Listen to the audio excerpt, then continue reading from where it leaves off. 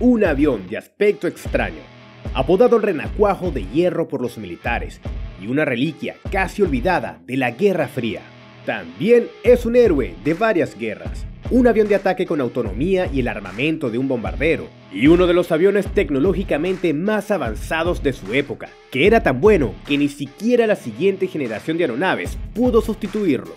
Hola amantes de la aviación, les saluda Sky y les presento el gran amor de los marines estadounidenses, el Grumman A6 Intruder. Durante la Segunda Guerra Mundial, la Marina fue una de las principales herramientas de Estados Unidos, aportando muchas victorias a la patria. Pero tras la guerra, Washington empezó inmediatamente a recortar gastos y la Marina fue la que más sufrió. La aparición de la bomba atómica convirtió a la Fuerza Aérea, operadora de sus portadores, los bombarderos, en la rama más importante de las Fuerzas Armadas. Además, la Guerra Fría se asomaba en el horizonte. ¿De qué serviría una armada en una guerra con la Unión Soviética continental? El conflicto entre la Marina, la Fuerza Aérea y el gobierno, por cierto, fue muy grave y quedó reflejado en la historia como la Revuelta de los Almirantes. Les recomiendo leerlo en su rato libre. Es todo un Juego de Tronos. De repente, los marines se salvaron gracias a la Guerra de Corea, que rápidamente demostró que, en primer lugar, la bomba atómica no es la solución a todos los problemas, y en segundo lugar, los bombarderos estratégicos no pueden ganar la guerra por sí solos. La Marina y su aviación siguen siendo necesarias. Irónicamente, Corea también puso de relieve los problemas. En primer lugar, la llegada de los motores a reacción dejó obsoleta la aviación de pistón. En segundo lugar, los aviones existentes, sobre todo los de ataque, no podían operar de noche ni con mal tiempo. Esto resultaba extremadamente exasperante para los militares, cuyos planes podían verse arruinados por una simple niebla, por no hablar de los soldados que se encontraban en el fragor de la batalla sin apoyo aéreo porque, ya saben, el sol se había puesto. La Marina, que había encontrado un nuevo aliciente, se puso inmediatamente a resolver estos problemas. Los bombarderos A3 Sky Warrior se encargaron de competir con los monstruos de la Fuerza Aérea y un poco más tarde con los A5 Vigilante, unas cosas muy chulas que convirtieron a sus propietarios en operadores de armas nucleares. La segunda cuestión era más difícil. La Marina recibió rápidamente un avión de ataque reacción, el A4 Skyhawk, que era mucho mejor que los viejos aviones de pistón, pero era simple y aún limitado en sus operaciones. Había un abismo entre los aviones de ataque y los bombarderos. Los primeros no podían apoyar constantemente a las tropas y los segundos no perseguirían a los guerrilleros a través de los desfiladeros. Hacía falta algo intermedio, más potente que el Skyhawk, pero más sencillo que el Sky Warrior. Una especie de avión bombardero de ataque, capaz tanto de cubrir a los soldados como lanzar una bomba atómica. Y sí, tenía que ser capaz de operar de día y de noche y con cualquier tiempo. Ya no se aceptaban más compromisos. Y para cumplir estos requisitos, en 1955 se inició un nuevo programa. 8 empresas participaron en la licitación: Boeing, Bell, Douglas, Grumman, North American, Boat, Lockheed y Martin. Sí, en aquel momento estaban separados. Hubo muchas propuestas, algunas demasiado sencillas como aviones de ataque monomotor, tanto a reacción como turbohélice, y otras exóticas, como aviones de despegue y aterrizaje vertical. Al final, el proyecto de Grumman resultó ser óptimo para los militares y recibió un contrato para crear una nueva máquina, que recibió el índice A2F1. ¿Y qué fue lo que propusieron? El A2F1 es, en su mayor parte, un avión clásico, un bimotor de ataque bombardero con un ala montada en el centro, una sola cola, subsónico, pero con un montón de soluciones interesantes. Por supuesto, el avión tenía que poder volar bastante despacio, tanto porque tenía que operar en portaaviones como porque era un avión de ataque. El ala era la principal responsable de estas capacidades. Se hizo bastante grande, con un pequeño barrido, plegable para compactarla en la cubierta, con pequeñas extensiones en el borde de ataque y un serio conjunto de dispositivos hipersustentadores. Muy serio. Por ejemplo, los flaps se extendían tanto que no quedaba espacio para los alerones y se utilizaban los spoilers para girar el avión. Y funcionó. El ala podía soportar una carga decente de bombas, proporcionaba velocidades mínimas y una excelente maniobrabilidad. Tuvo tanto éxito que muchas de sus soluciones migraron más tarde al F-14 Tomcat, también de Grumman. Como planta motriz, se decidió instalar en el avión dos motores Pratt & Whitney J52 con un empuje de unas 3,9 toneladas fuerza. Inicialmente se trataba del motor del misil de crucero AGM-28 Hound Dog, pero se arriesgaron a instalarlo aquí también. Y el riesgo valió la pena. El motor se mostró bien y más tarde empezaron a instalarlo en el A4 Skyhawk. Los motores se colocaron cerca de la sección central, ligeramente inclinados respecto al eje del fuselaje, con tomas de aire en el morro. También había algo de radicalismo. El avión estaba equipado con motores con empuje vectorial. Las toberas podían desplazarse 23 grados hacia abajo. Por supuesto, no era un avión de despegue y aterrizaje corto, pero la velocidad podía reducirse aún más. Al menos, eso es lo que parecía. Por último, el principal requisito de los militares es la capacidad de volar las 24 horas del día y en cualquier condición meteorológica. Aquí Grumman puso el mayor empeño, haciendo que su máquina fuera increíblemente tecnológica para su época. Se creó para el avión el Equipo Digital Integrado de Ataque y Navegación, también conocido como DIAN, o DIAN en español. DIAN era un sistema muy sofisticado que incluía varios radares y transmisores con control digital por ordenador. Por eso, el avión tiene un morro tan grande, porque tiene dos radares ocultos bajo el carenado. El sistema permitía realizar ataques aéreos de forma automática, según parámetros preestablecidos. Es decir, el avión podía acercarse al objetivo, lanzar bombas y luego marcharse, por sí solo.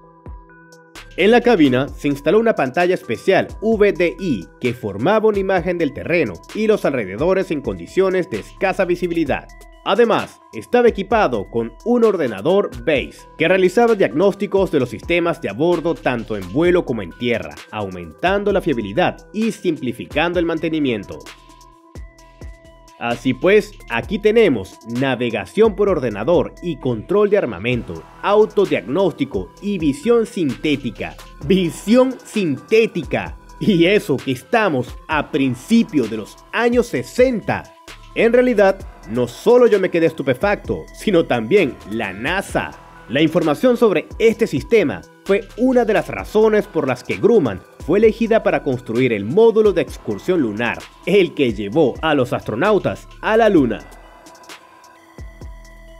El control de toda esta belleza estaba confiado a dos miembros de la tripulación, que estaban sentados uno al lado del otro en la cabina, como en un F-111 o un Su-24. La visibilidad era excelente, el acristalamiento estaba curvado, como una burbuja, y el bombardero navegante sentado a la derecha estaba desplazado un poco hacia atrás y hacia abajo para no bloquear la visión del piloto sentado a la izquierda. El efecto secundario de todo esto es una enorme parte delantera del fuselaje que se estrecha hacia la cola como una lágrima. Un ejemplo de diseño utilitario. La apariencia del avión no es muy elegante, pero cumple su cometido. Por último, el armamento. Se suponía que era un híbrido entre un avión de ataque y un bombardero. No tenía blindaje ni cañones integrados, pero podía operar a bajas altitudes y maniobrar activamente. Y también tenía un alcance y una carga de bombas decentes, muy decentes, con capacidad para utilizar varias herramientas, desde misiles ligeros hasta bombas nucleares. Hablaré del rendimiento un poco más tarde. El programa se desarrolló rápidamente. Ya en la primavera de 1960, el prototipo YA-2F1 realizó su primer vuelo. Pero el programa de pruebas se alargó. Los complejos equipos de a bordo tardaron mucho tiempo en crearse, y los resultados de los vuelos obligaron a cambiar el diseño. El avión se alargó, se ajustó la cola, los frenos aerodinámicos se trasladaron del fuselaje a los extremos de las alas. Y sí, Se rechazó la idea innovadora con un control vectorial del empuje de los motores. Resultó que la reducción de velocidad era insignificante, pero los motores eran demasiado complejos y pesados. Simplemente no merecía la pena. Así que se sustituyeron por los J52 normales. Pero incluso entonces, el YA2F1 demostró sus excelentes capacidades.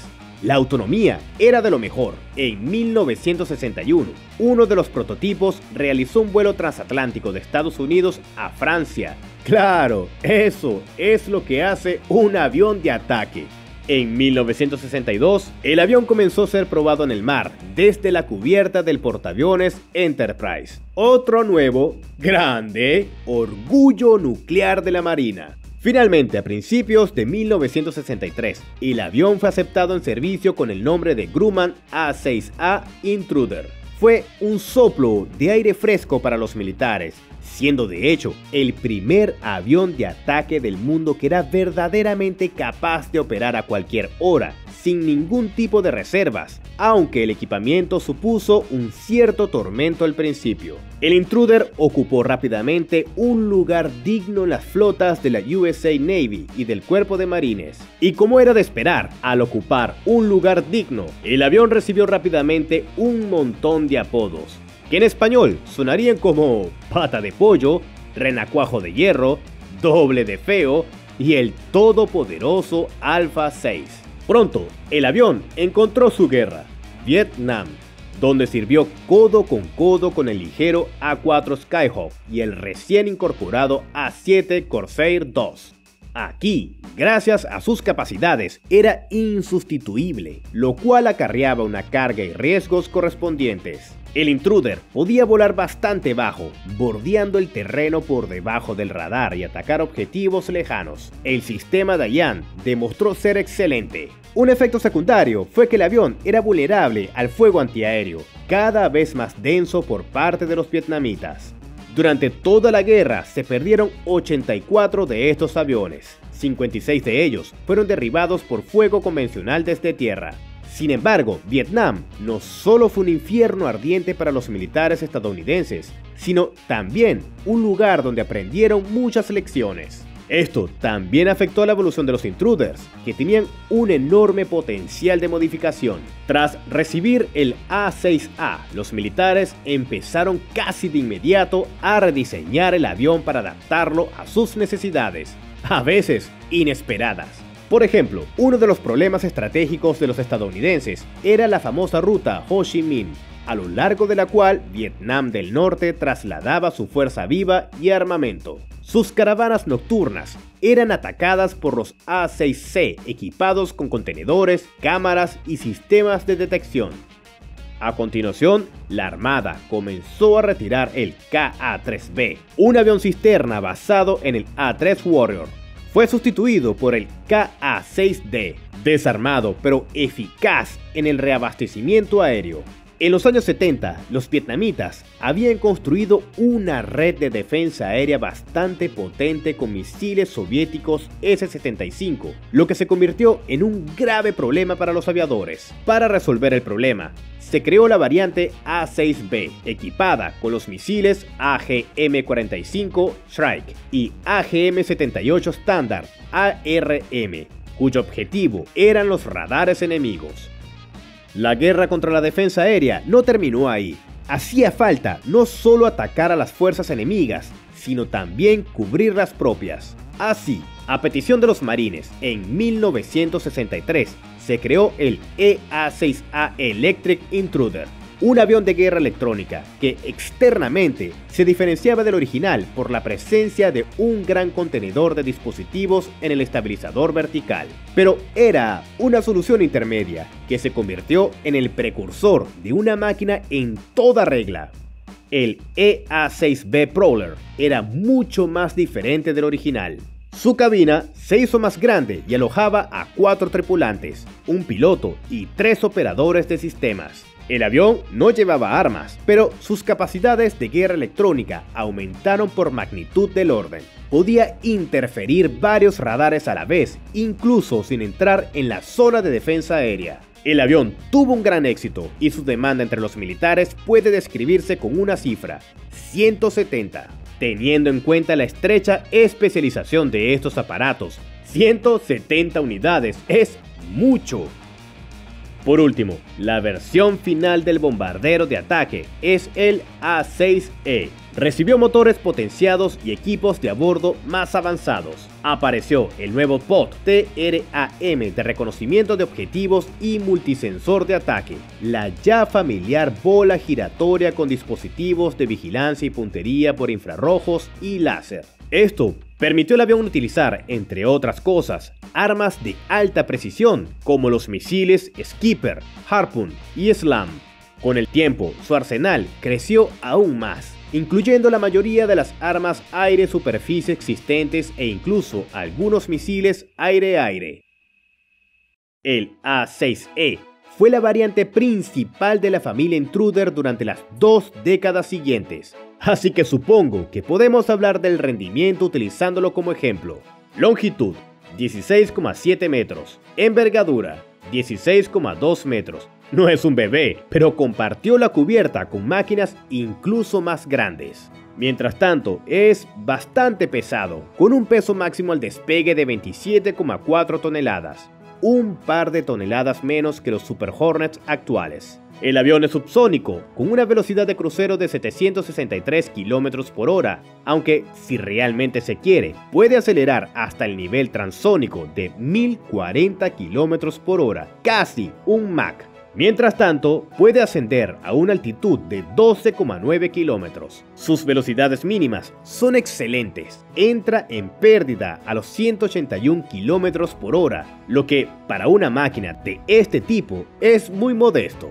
El radio de combate es de hasta 1600 kilómetros a plena carga. Estos son sus genes de bombardero. En la Marina es poco probable encontrar un avión de combate de tan largo alcance, incluso ahora. Y de postre, el Intruder recibió 5 puntos de suspensión, 4 bajo el ala y 1 bajo el fuselaje. En ellos podía transportar hasta 8.200 kilos de armamento. Para que se hagan una idea, el B-17, el épico bombardero tetramotor, el héroe de la Segunda Guerra Mundial, llevaba solo 7.800 kilos. Un ejemplo sorprendente de las ventajas de los nuevos diseños y de los motores a reacción. En realidad, después de Vietnam, el Intruder no permaneció inactivo y participó en quizás todas las operaciones en las que participaron sus propietarios.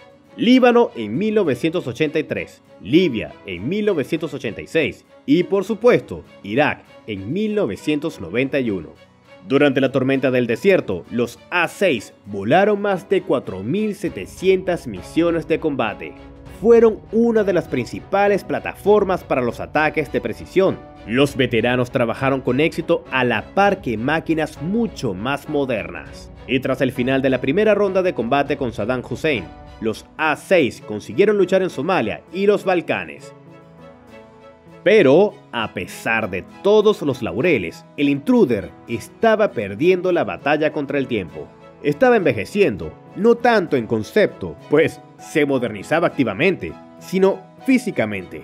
Los aviones navales están sometidos a grandes cargas y los primeros A-6 ya en los años 80 empezaron a tener problemas con su vida útil. Las alas de los aviones empezaron a sustituirse por otras nuevas, de materiales compuestos, pero esto resolvió el problema solo parcialmente, porque después de las alas obsoletas llegó la época de los fuselajes obsoletos.